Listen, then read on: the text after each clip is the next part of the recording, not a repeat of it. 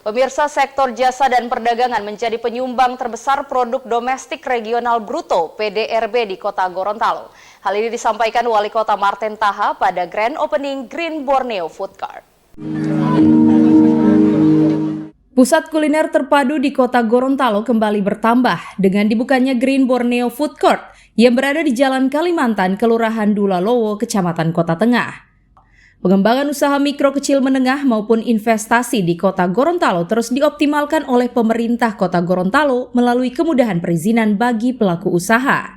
Hal ini dilakukan sebagai bentuk komitmen pemerintah Kota Gorontalo untuk meningkatkan roda perekonomian daerah.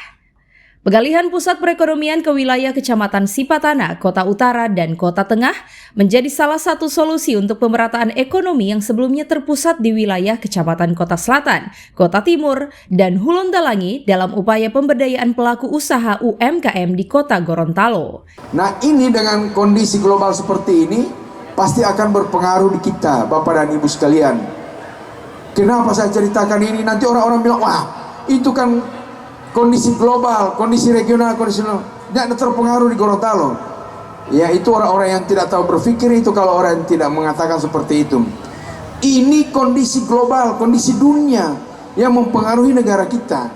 Dan Gorontalo bagian daripada negara kita ini terpengaruh dengan kondisi perekonomian seperti itu. Tidak gampang kelola daerah, Bapak dan Ibu sekalian, kalau kita tidak paham tentang bagaimana menangani masalah perekonomian. Maka oleh karena itu berbagai kebijakan yang kami tempuh. Kenapa? Gorontalo kota tetap berada pada situasi dan kondisi yang terkendali, terutama masalah inflasi. Dan bahkan kami pemerintah Kota Gorontalo, ini Gorontalo 3 tahun berturut-turut dinyatakan sebagai daerah yang mampu mengendalikan inflasi terbaik di negara ini. Ya. Artinya bukan berarti tidak ada orang susah di Gorontalo, ada. Tapi coba kita bandingkan dengan kondisi yang sama di daerah-daerah lain.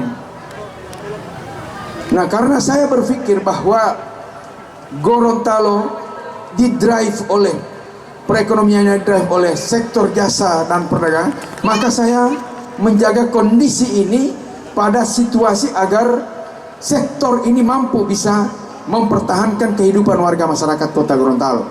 Apa yang kita harus lakukan? Pertama, kita harus membangun, memperbaiki, memperluas apa yang disebut dengan infrastruktur ekonomi.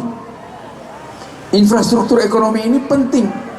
Kalau kita tidak mampu membuat infrastruktur ekonomi yang mampu memberikan kontribusi penting terhadap keadaan ekonomi, maka Dr. Tony nggak bisa bangun yang begini. Nggak boleh ini.